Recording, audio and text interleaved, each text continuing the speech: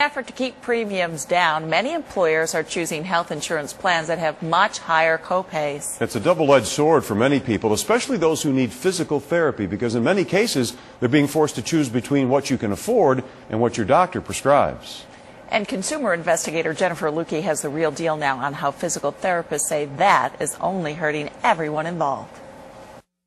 You can use this thing, right? Sue Skabinski owns 3 physical therapy offices in central New York. We'll do some patella rolls. Over the past few years, copays for her patients have gotten out of control. $30, $40, $50, and in some cases $60, depending upon the plan. And keep in mind, most people require 2 or 3 visits per week.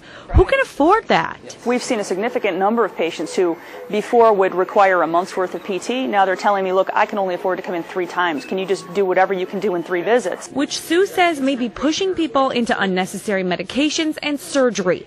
One of her patients, Teresa Paring, is beyond frustrated. $50 copay, so I had to pay the full shot. I had both knees, meniscus rips repaired.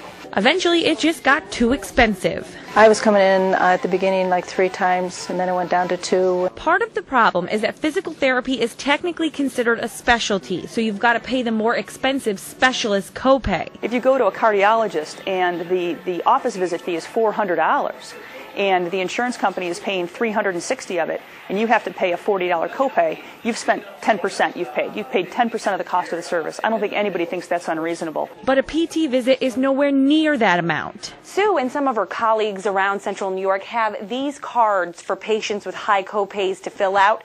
They plan on bringing them to Albany in May. They want to be given a copay designation of their own or at least be moved to primary care. Most everyone here at Westside Therapy agrees a change is needed. It becomes ridiculous, you know. It's like, why have insurance? The word copay is a bit misleading, too. In order to be in-network, physical therapists have to agree to accept a certain amount per visit from an insurer. Sue has an agreement with MVP, for example, that she'll accept $42 per visit. Most of her MVP patients are paying a $40 copay, so the insurer is really only paying $2. Makes you wonder whether it's even worth the stamp and paperwork to bill the insurance company. Of course, they have to, but you get the ridiculousness of all of this. That's The Real Deal. I'm Jennifer Lukey.